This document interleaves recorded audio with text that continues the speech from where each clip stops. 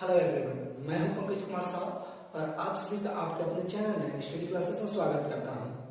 आज की class 12th के ऊपर है। ठीक, क्लास 12th चैप्टर 2, ठीक ना। चैप्टर 2 है पादपों में जो लैंगिक जनन है, पुष्पीय पादपों में क्या है, लैंगिक जनन की चैप्टर है। उसका एक सेकेंड पार्ट बन रही है, तो इस सेकेंड पार्ट को आप ध्यान से देखिए। ठीक है, आज का जो फर्स्ट है टॉपिक है क्या, लघु बीजाणु जनन। ठीक है, क्या है जी, लघु बीजाणु जनन। तो इसको हम कैसे समझते हैं। ठीक है, मैंने कुछ लिख दिया है पहले से, क्योंकि टाइम बहुत हो जाता है लिखने में, इसलिए पहले से लिख दिया है। ठीक है, चलिए आवृत्त बीजियों में, ठीक है, फर्स्ट हमने क्या कहा कि आवृत्त बीजियों में जब लघु बीजाणु धानी क्या होती है, बनती है। ठीक है ना, आवृत्त बीजियों में जब लघु बीजाणु धानी बनती है तो उसे क्या कहा जाता है, यूस्पोरेंजिएट प्रकार का, है ना। तो उस जो लघु बीजाणु धानी बनी रहती है वो कौन से प्रकार का होता है, यूस्पोरेंजिएट प्रकार का होता है। ठीक है, आवृत्त बीजियों में जब लघु बीजाणु धानी बनती है तो वह कौन सी प्रकार की होती है, यूस्पोरेंजिएट प्रकार की होती है। ठीक है, अब देखिए प्रत्येक जो एंथर पॉली होती है ना, एंथर की जो पॉलियां होती हैं, प्रत्येक पॉली में हाइपोडर्मल की जो कोशिकाएं होती हैं, प्रत्येक पॉली में हाइपोडर्मल की जो कोशिकाएं होती हैं, उनकी जो कोशिकाएं होती हैं, हाइपोडर्मल कोशिकाएं क्या हो जाती हैं, बड़ी होती हैं, है ना, आकार में क्या हो जाती हैं, बड़ी हो जाती हैं, तथा उनकी जो कोशिका द्रव्य है वो क्या हो जाता है, गाढ़ा हो जाता है। ठीक है, उसकी जो कोशिका द्रव्य है वो क्या हो जाता है, गाढ़ा हो जाता है। आपने क्या समझ लिया कि आवृत्त बीजियों में जो लघु बीजाणु धानी बनता है वह यूस्पोरेंजिएट प्रकार का होता है, और प्रत्येक पॉली में जो हाइपोडर्मल की कोशिकाएं पाई जाती हैं वो क्या होती हैं, आकार में बड़ी होती है, तथा उनकी जो कोशिका द्रव्य है वो क्या होता है, गाढ़ा होता है। अब देख लीजिए, अब जब गाढ़ा होता है तो उसका नाम फिर से चेंज हो जाता है, क्या, आर्कीस्पोरियल, है ना, आर्कीस्पोरियल इनिशियंस, है ना, आर्कीस्पोरियल इनिशियंस। ठीक है, ये इसका जो नाम चेंज होता है यहाँ पर कि जो गाढ़ा द्रव्य होने के कारण और बड़ी कोशिका होने के कारण हाइपोडर्मल की कोशिकाओं का नाम क्या हो जाता है, आर्कीस्पोरियल क्या हो जाता है, इनिशियल्स। ठीक है, अब आर्कीस्पोरियल इनिशियल्स क्या हो जाती है, परिणित विभाजन होता है, उसमें क्या होता है, विभाजन होता है। तो उसमें परिणित विभाजन से दो स्तर बनते हैं, जो एक क्या होता है बाहरी स्तर, दूसरा क्या होता है आंतरिक स्तर या भीतरी स्तर, है ना। तो बाहरी स्तर को क्या कहा जाता है, पैराइडल कोशिका, पैराइडल कोशिका, और आंतरिक स्तर को क्या कहा जाता है, प्राथमिक लघु बीजाणु कोशिका। ठीक है, बाहरी कोशिका को क्या कहा गया, पैराइडल कोशिका, और आंतरिक कोशिका को प्राथमिक बीजाणु कोशिका कहा जाता है। अब देख लेते हैं हम बाहरी जो कोशिका है उसके बारे में क्या है। तो पैराइटल कोशिका क्या करती है, परिणित और अपरिणित, है ना, परिणित और अपरिणित कहने का मतलब समान विभाजन या असमान विभाजन दोनों कार्य करती है। और जब दोनों विभाजन होती है, दोनों विभाजन करते हैं, है ना, तो उसमें 5 या तो 3 से लेकर 5 तक की जो भित्ति बनती है, स्तर बनती है ना, उसका निर्माण कर लेती है।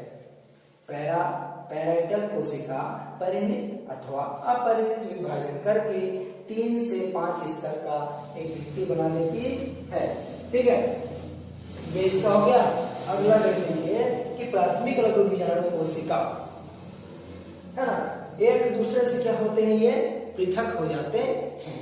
ये जो कोशिकाएं हैं वे एक दूसरे से क्या हो जाते हैं, पृथक हो जाते हैं, और किसका निर्माण करते हैं, किसके भांति कार्य करते हैं, लघु बीजाणु मातृ कोशिका की तरह क्या करते हैं, ये कार्य करते हैं। ठीक है ना, प्राथमिक लघु बीजाणु कोशिका क्या होते हैं, वे अलग हो जाते हैं, एक दूसरे से पृथक हो जाते हैं। पृथक होने के बाद लघु बीजाणु मातृ कोशिका की तरह क्या करते हैं, वे कार्य करते हैं। ठीक है, इसकी जो है ना, ये क्या करते हैं, इस तरीके से कार्य करते हैं। अब आपको मैं बता दूं क्या कि यहाँ से ये पॉइंट जो है यहाँ खत्म हो जाती है। ठीक है, अगला यहाँ पॉइंट अगला बना हुआ है क्या कि परागधानी का जब निर्माण होता है, क्या कहा जी, परागधानी का जब निर्माण होता है तो प्राथमिक स्पोरोजीन्स, स्पोरोजीन्स कोशिका का क्या हो जाता है, 2 या 3 विभाजन होता है। ठीक है ना। परागधानी का जब निर्माण होता है तो प्राथमिक स्पोरोजीन्स की जो कोशिका होती है उसमें 2 या 3 विभाजन होता है, जिसमें अनगिनत क्या होते हैं, लघु बीजाणु मातृ कोशिका का निर्माण हो जाता है। 2 या 3 विभाजन में क्या हो जाते हैं, अनगिनत लघु बीजाणु मातृ कोशिका का क्या होता है, निर्माण हो जाता है। ठीक है, निर्माण हो जाता है। जब निर्माण होता है किसका, लघु बीजाणु मातृ कोशिका का, तो वे आपस में उस समय क्या होते हैं, जब निर्माण होता है तो आपस में वे जुड़े होते हैं, लेकिन कुछ समय अंतराल, कुछ समय पश्चात वे क्या हो जाते हैं, एक दूसरे से पृथक हो जाते हैं। ठीक है, एक दूसरे से क्या हो जाते हैं, वे पृथक हो जाते हैं और पृथक होकर अपनी जो आकार है उसको क्या कर लेते हैं, चेंज कर लेते हैं, परिवर्तन कर लेते हैं। कौन सा करते हैं भाई, कि गोलाकार आकार हो जाते हैं, गोलाकार आकार का हो जाते हैं। ठीक है, अगला जो पॉइंट है ये मुख्य पॉइंट है, ठीक है ना, इनको पढ़ना है। अब इसमें देख लीजिए लघु बीजाणु कोशिका है ना, लघु बीजाणु कोशिका वो क्या करती है, जो कोशिका है वह क्या होती है, द्विगुणित होती है। लघु बीजाणु कोशिका क्या होती है, द्विगुणित होती है। तब उसमें क्या होती है, द्विगुणित कोशिका होने के कारण वह अर्धसूत्री विभाजन भी करता है और सरल विभाजन भी करता है। ठीक है, 2 कार्य करता है, अर्धसूत्री विभाजन के साथ साथ सरल विभाजन का भी कार्य करता है। जब यह प्रक्रिया चलती है तो 4 लघु बीजाणु बनते हैं, 4 लघु बीजाणु बनते हैं जो क्या होते हैं, अगुणित होते हैं। ठीक है, जो क्या होते हैं, अगुणित होते हैं। लघु बीजाणु कोशिका कितने होते हैं, द्विगुणित होते हैं। द्विगुणित होने के कारण उसमें अर्धसूत्री विभाजन होता है और साथ में वह क्या प्रक्रिया करती है, सरल विभाजन की भी प्रक्रिया करती है, जिससे 4 लघु बीजाणु का क्या होता है, निर्माण होता है और द्विगुणित थी विभाजन होने के बाद क्या हो जाती है, वह अगुणित हो जाती है। कहने का मतलब है। ठीक है, इस तरीके से हो जाती है। ये थी हमारी क्या, लघु बीजाणु जनन। लघु बीजाणु जनन के बाद हम उसके क्या पढ़ लेते हैं, लघु बीजाणु जनन के उसके जो प्रकार हैं उनको पढ़ लेते हैं। ठीक है, तो हम प्रकारों में से पहला जो प्रकार है वो क्या है, कि उत्तरोत्तर। पहला जो प्रकार है वो क्या है, उत्तरोत्तर। ठीक है, तो इसमें क्या होता है उसको देख लीजिए कि लघु बीजाणु जनन में जब क्या होता है, लघु बीजाणु जनन में क्या बनती है, पराग मातृ कोशिका का क्या होता है, निभाग और भित्ति का निर्माण साथ साथ होता है। नाभिक क्या बनता है, पराग मातृ कोशिका का नाभिक बनता है और भित्ति का क्या होता है, निर्माण भी होता है। ठीक ना, नाभिक का क्या होता है, वहां विभाजन भी हो जाता है और भित्ति का निर्माण भी साथ साथ हो जाता है। ठीक है, लघु बीजाणु जनन में पराग मातृ कोशिका का जो नाभिक होता है वह क्या हो जाता है, विभाजन भी होता है, उसके साथ भित्ति का भी निर्माण हो जाता है, आवरण का भी निर्माण हो जाता है, अध्यावरण का भी निर्माण हो जाता है। कहने का मतलब वही है। ठीक है, अब देखिए कि लघु बीजाणु जनन में कौन सा विभाजन होता है, अर्धसूत्री विभाजन। क्या होता है, अर्धसूत्री विभाजन होता है, जिससे अर्धसूत्री विभाजन के कारण वह क्या को जन्म देती है, पुत्री केंद्रक को जन्म देती है।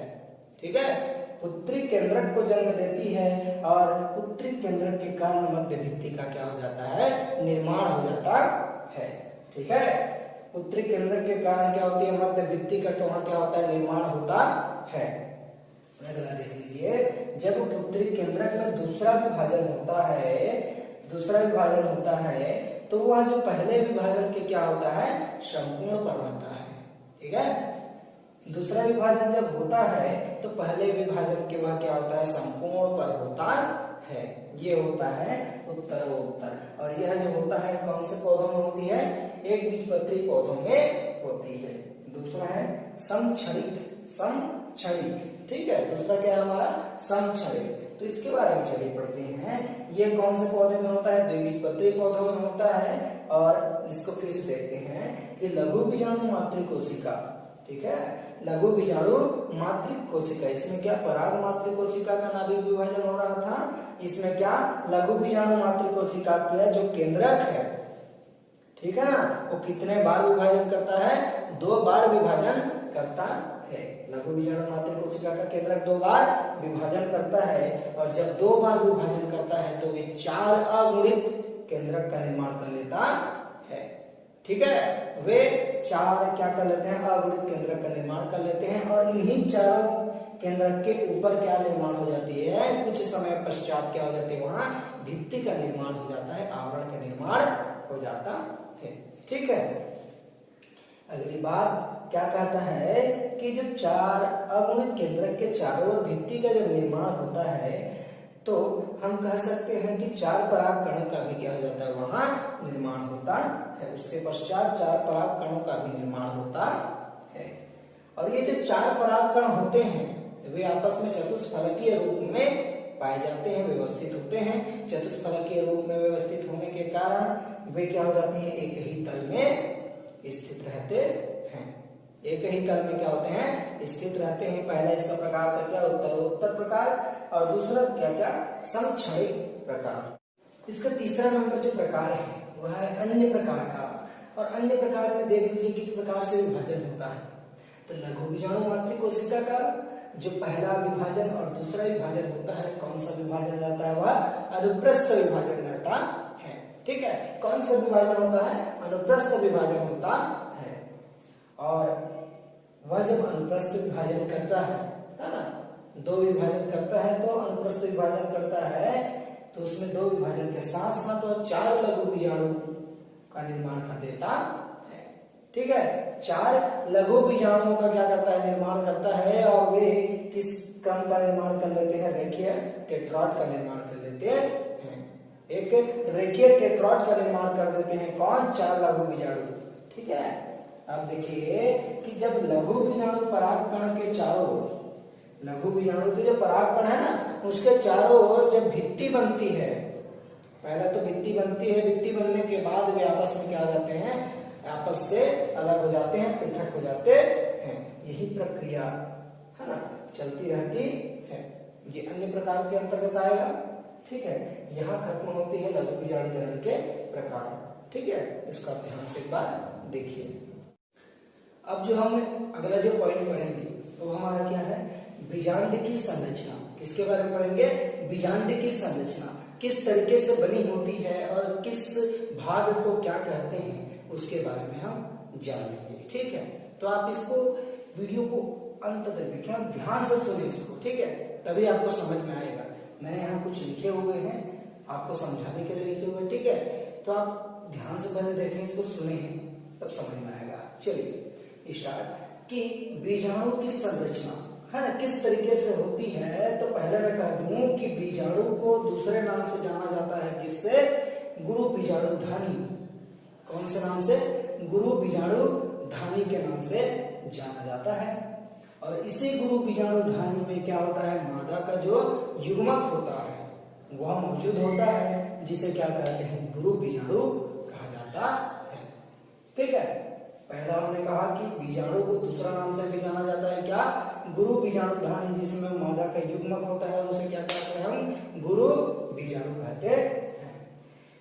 बीजाणु जो बनता है ना, बीजाणु जो बनता है कहाँ बनता है, अंडाशय की दीवार में, अंडाशय की दीवार में जो वृत्त होती है उससे क्या होता है, बीजांड जुड़ा होता है, इसलिए उसका जो नया नाम बनता है क्या, बीजांड वृत्त। हाँ, अंडाशय की दीवार पर जो वृत्त होती है उस पर क्या होता है, वह लटका होता है, चिपका होता है, जिसके कारण क्या होता है, वो उसका नाम बीजांड वृत्त कहते हैं।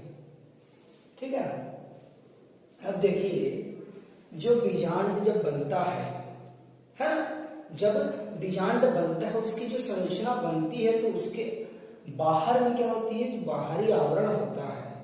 ठीक है, बाहरी आवरण जहां से स्टार्ट होती है उसको, उस आवरण को क्या कहते हैं हम, नाभिका कहते हैं, है ना, हिलम, जिसको हम इंग्लिश में क्या कहते हैं, हिलम।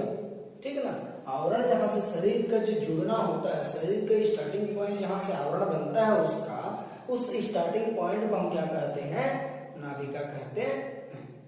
ठीक है, अगला कि जो अगली जो पॉइंट बनती है क्या, बीजांड काय। बीजांड काय कि पूरी पतली कोशिका की बनी हुई पूरी जो संरचना होगी, पूरी मुख्य भाग को क्या कहा जाएगा, बीजांडित काय कहा जाता है ना। उसकी पूरी शरीर को, पूरी संरचना को क्या कहते हैं हम, बीजांड काय कहते हैं, न्यूक्लियस कहा जाता है। ठीक है, अगला देख लीजिए कि ये जो बीजांड काय होता है, उसका जो शरीर होता है कितने स्तरों की झिल्ली से घिरी होती है, एक स्तरीय झिल्ली से क्या होती है, चारों ओर से क्या होती है, घिरी होती है। उस स्तर की जो बाहरी परत होती है ना, बाहरी परत और आंतरिक परत, तो उस स्तर की बाहरी आवरण और आंतरिक आवरण क्या होते हैं, पाए जाते हैं। ठीक है, स्तर में दो, एक स्तर में क्या होते हैं, दो आवरण पाए जाते हैं, एक ऊपर होता है एक नीचे होता है। तो इस तरीके से उसमें बाहरी को बाह्य आवरण और अंदर वाले भीतर को आंतरिक आवरण के नाम से जाना जाता है। इसके बाद क्या कि ये जो आवरण है, आवरण पूरी तरीके से बीजांड को नहीं घेरती, कुछ अंश बच ही जाता है। आवरण में जो भित्ति है, जो झिल्ली है, वह पूरी तरीके से बीजांड को नहीं घेरती, कुछ अंश बच जाता है जो छिद्र के रूप में बन जाता है। उसी छिद्र को क्या कहा जाता है, बीजांड द्वार कहा जाता है। ठीक है, जो छिद्र बच जाता है, जो खुला भाग बच जाता है, उस खुले भाग को क्या कहते हैं, बीजांड द्वार कहा जाता है। ठीक है ना। अब देखिए, बीजांड द्वार के पास एक कोष पाया जाता है। ठीक है ना, एक कोष पाया जाता है जिसे क्या कहा जाता है, भ्रूण कोष, भ्रूण कोष पाया जाता है। ठीक है, ध्यान से सुनते रहिए, कहानी जैसे आपको समझा रहा हूं समझ में आ जाएगा। ठीक है, अब बीजांड द्वार के पास क्या रहता है, एक भ्रूण कोष रहता है, और भ्रूण कोष के अंदर कितनी कोशिकाएं होती हैं, 6 कोशिकाएं होती। कितनी कोशिकाएं, 6। ठीक है, तो हमको 6 कोशिकाओं को अब 3-3 भागों में डिवाइड करना है। ठीक ना, कितने भागों में, 3-3 भागों में डिवाइड करना है। तो 6 कोशिकाओं को के जो 3 कोशिका होते हैं, 6 कोशिकाओं के 3 कोशिका किसके पास होते हैं, किसके बगल के पास होते हैं, ये बीजांड द्वार के पास होते हैं, स्थित होते हैं। ठीक है, जिसमें से 3 कोशिकाएं होती हैं बीजांड द्वार के पास क्या होते हैं, स्थित होते हैं, जिसमें से 3 में से एक कोशिका क्या होती है, बड़ी होती है, जिसे क्या कहा जाता है, अंडाणु कहा जाता है। ठीक है, 3 कोशिकाओं में से एक कोशिका की आकार क्या होती है, बड़ी होती है, इसलिए उसे क्या कहते हैं, अंडाणु कहते हैं। बाकी दो बचे शेष, वो क्या कहलाती है, सहायक कोशिका कहलाती है। ठीक है, बाकी जो बच गए 2 शेष, वो क्या कहलाते हैं, सहायक कोशिका कहलाती है। ठीक है, अब देखिए, 3 तो हमारे बीजांड द्वार के पास थे, अब 3 जो बाकी बच गए वो कहाँ है भाई, नाभिका के पास है ना, निभाग के पास है, निभाग के पास। ठीक है, निभाग के पास है, देख लीजिए। तो 3 बाकी जो बचे कोशिका कहां पर है, निभाग के पास स्थित होते हैं। और जिन तीनों कोशिकाओं को एक साथ क्या कहा जाता है, प्रतिमुख कोशिका, क्योंकि वे बीजांड द्वार के विपरीत होते हैं, इसलिए क्या होते हैं, उसे क्या कहा जाता है, प्रतिमुख कोशिका कहा जाता है। अब देखिए, जो भ्रूण कोष होता है, ठीक है, जो भ्रूण कोष होता है वह है ना, भ्रूण कोष के मध्य में 2 केंद्रक आपस में मिलकर क्या, 2 केंद्रक आपस में मिलकर एक केंद्रक बना लेते हैं। भ्रूण कोष के मध्य में 2 केंद्रक आपस में मिलकर क्या बनाते हैं, एक बड़ी केंद्रक का निर्माण कर लेते हैं। ठीक है, जिसका नाम क्या होता है, द्वितीयक केंद्रक होता है, क्योंकि वह क्या करता है, 2 केंद्रकों के मिलन से क्या बनता है, एक बड़ा केंद्रक बनता है, इसलिए उसका नाम द्वितीयक केंद्रक पड़ा। ठीक है, अब देख लीजिए, यही द्वितीयक केंद्रक निषेचन के पश्चात, निषेचन के पश्चात जो भ्रूण होती है उसका क्या करता है, पोषण में मदद करती है। ठीक है, निषेचन के पश्चात भ्रूण के पोषण में क्या करती है, मदद करती है। ठीक है, अब निषेचन के पश्चात जो बनती है वो क्या होते हैं, अंडाणु से क्या बनते हैं, भ्रूण बनती है, बीजांड से बीज बनती है, और अंडाशय से फल का निर्माण होता है। यही जो प्रक्रिया है वो किसमें होती है, बीजांड के संरचना में होती है ना। इसको आप एक बार और देखिए, समझ जाएंगे। ठीक है, एक बार और अच्छे तरीके से देख लीजिए, समझ जाएंगे। ठीक है, अगला पॉइंट हमारा बीजांड का विकास है ना। इसके पहले हमने पढ़ा क्या, बीजांड, उसकी पूरी संरचना के बारे में पढ़ा। तो अब हम पढ़ रहे हैं बीजांड का विकास है ना। बीजांड की विकास किस तरीके से होता है, उस प्रक्रिया को हम समझते हैं। तो यहाँ देखिए हमने लिखा है क्या, अपरिपक्व अंडाशय की भित्ति है ना, जो पूरी तरीके से परिपक्व नहीं होती है ना, उस पर यह क्या होती है, बनती है। तो अपरिपक्व अंडाशय की भित्ति पर है ना एक उभार के रूप में पाया जाता है। एक अंडाशय की जो अपरिपक्व भित्ति है, कहने का मतलब जो अंडाशय है वह अपरिपक्व है, पूरा तरीके से बना हुआ नहीं है, उसकी भित्ति पर एक उभार बन जाती है। और जब वह बनती है तो उसके विकसित होने के बाद वह तिकोना रूप ले लेता है ना, त्रिभुज का एक रूप ले लेता है, त्रिकोणीय संरचना बना लेता है। और जब वह त्रिकोणीय संरचना बनाती है तो उसमें कितने स्तर, उसके आधार पर, उस त्रिकोणीय संरचना के आधार पर 2 स्तर बनते हैं। 2 स्तर बनते हैं जो क्या करता है, तरुण बीजाणु को है ना, तरुण बीजाणु को जो जन्म ले रहा है उसको क्या करता है, पूरी तरीके से वो चारों ओर से क्या कर लेता है, ढक लेता है। यही दोनों स्तर तरुण बीजाणु को चारों ओर से क्या कर लेते हैं, सरफेस बना लेते हैं, उसके चारों ओर सरफेस बना लेते हैं, उसको घेर लेते हैं। ठीक है, ताकि वह सुरक्षित रह सके। ठीक है ना। अगला देखिए, दोनों स्तर के जो ऊपरी भाग है, सबसे स्तरों में से सबसे ऊपरी भाग जो है उसमें क्या नहीं होता है, सबसे ऊपरी भाग में अध्यावरण अनुपस्थित होती है, मीन्स वहां भित्ति नहीं पाई जाती है ना। अध्यावरण, वहां जो भित्ति है वह नहीं पाई जाती, और भित्ति नहीं पाई जाने के कारण वहां पर क्या बन जाता है, एक छिद्र बन जाता है। छिद्र बन जाता है जिसे क्या कहा जाता है, बीजांड द्वार कहा जाता है, या माइक्रोपाइल के नाम से भी जाना जाता है। इंग्लिश में उसे हम क्या कहते हैं, माइक्रोपाइल कहा जाता है, उसे क्या कहते हैं, बीजांड द्वार। अपरिपक्व अंडाशय की बाहरी भित्ति में एक उभार पाया जाता है। वह जो उभार है वह विकसित होकर क्या, एक तिकोना रूप ले लेती है, एक संरचना बना लेती है। उस संरचना के कारण उसके जो आवरण होते हैं वो कितने स्तर के बन जाते हैं, 2 स्तर के बन जाते हैं। और वही दोनों स्तर क्या करते हैं, जो तरुण बीजाणु होता है उसके चारों ओर क्या करते हैं, सरफेस बना लेते हैं, उसे घेर लेते हैं, उसकी सुरक्षा करते हैं। सबसे है ना, उस तरुण बीजाणु या बीजाणु की जो सबसे ऊपरी हिस्सा है उसमें भित्ति अनुपस्थित होती है, और भित्ति अनुपस्थित होने के कारण वहां पर क्या बन जाता है, एक छिद्र बन जाता है, जिस छिद्र का नाम क्या होता है, बीजाणु द्वार या माइक्रोपाइल। ठीक है, इसके प्रकार को देख लेते हैं। ठीक है, इसके प्रकार इस तरीके से हैं कि इसको किस प्रकार से हमने बांटा है ना, कैसे, उसके आधार पर किस तरीके से है। तो अंड द्वार के आधार पर है, और बीजाणु वृंत निभाग की जो स्थिति है, किस क्रम में रहते हैं, उस स्थिति में इसके प्रकार बांटे गए हैं। तो पहला है, देख लीजिए, इसका नाम इंग्लिश में भी लिखा हुआ है, तो इसको आप जानना जरूरी है ना, क्योंकि कभी कभी हिंदी में भी क्वेश्चन आते हैं, उसके इंग्लिश में भी आते हैं, तो हम कंफ्यूज हो जाते हैं। ठीक है, तो ऋजुवर्ती जिसे क्या कहते हैं, आर्थोट्रोपस।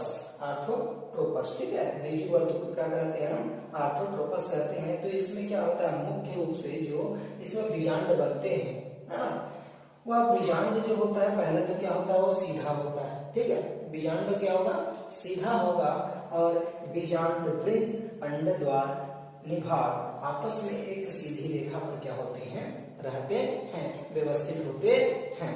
ठीक है, नग्न बीजांड, इसी प्रकार का बीजांड मिलता है। कहने का मतलब, जिस बीजांड में आवरण नहीं पाया जाता वह नग्न होता है, तो उसी प्रकार के बीजांड मिलता है।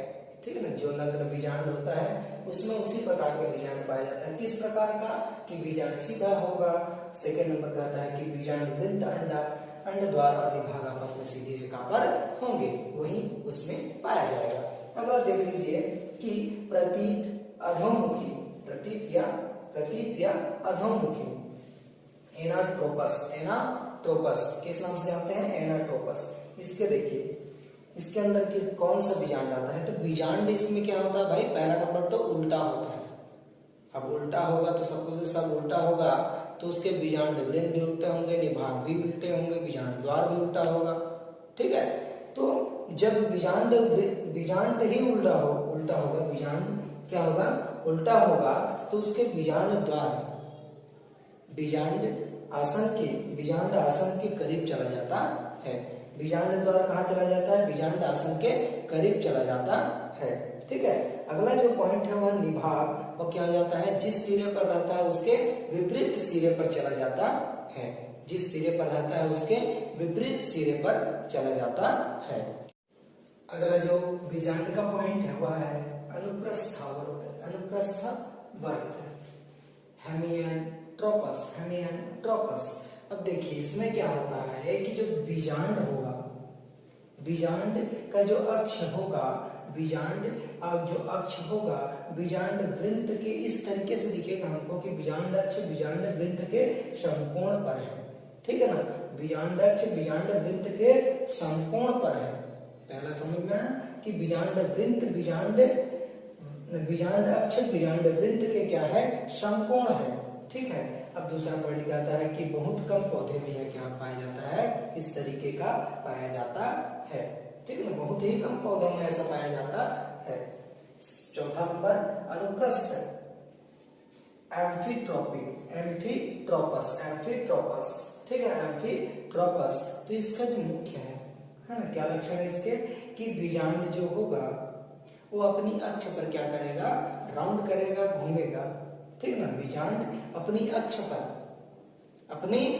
पर घूमता है, या घूमने के कारण उसमें जो भ्रूणकोश होगा, बीजांड के अंदर जो भ्रूणकोश होगा उसमें भी क्या आ जाती है, वक्रता आ जाती है, वह भी घूमने लगती है। जब अपनी स्थिति पर बीजांड घूमना शुरू करता है अपनी अक्ष पर, तो उसके अंदर स्थित भ्रूणकोश में भी क्या आ जाती है, वक्रता आ जाती है, घूमना शुरू हो जाती है। अगला है वक्रावर्ती कैम्फिलोट्रोपस, है ना, कैम्फिलोट्रोपस। तो देख लीजिए यहाँ क्या होता है, इसके मुख्य लक्षण क्या है, जो बीजांड होंगे, बीजांड के वृंत जो हैं वो घोड़े के नाल की आकृति बनाती हैं। इसमें पहला पॉइंट क्या कहता है कि बीजांड की जो वृंत हैं वे घोड़े की नाल की आकृति में क्या होते हैं, व्यवस्थित होते हैं। दूसरा पॉइंट कहता है कि बीजांड द्वार और जो निभाग हैं आपस में क्या होते हैं, बहुत ही नजदीक होते हैं। बीजांड द्वार और निभाग आपस में बहुत नजदीक होते हैं। इसका एग्जांपल है क्रूसीफेरी और मिराबिलिस। ठीक है, इसका एग्जांपल क्या है, क्रूसीफेरी और मिराबिलिस। ठीक है, अगला देख लेते हैं कुंडलित सर्सिनोट्रोपस, है ना, सर्सिनोट्रोपस।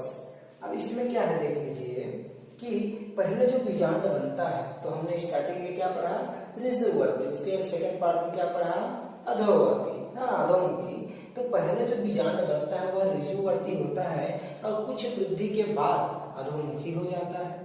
बीजांड किस रूप में हो जाता है, अधोमुखी, और जब पूर्ण विकसित हो जाता है तो वह कुंडली के रूप में विकसित होता है, संरचना का निर्माण करता है। ठीक है, यह जो है वो बीजांड की प्रकार थे, है ना। इन प्रकारों को आप एक बार नहीं 2 बार देखिए, समझ में आ जाएगा।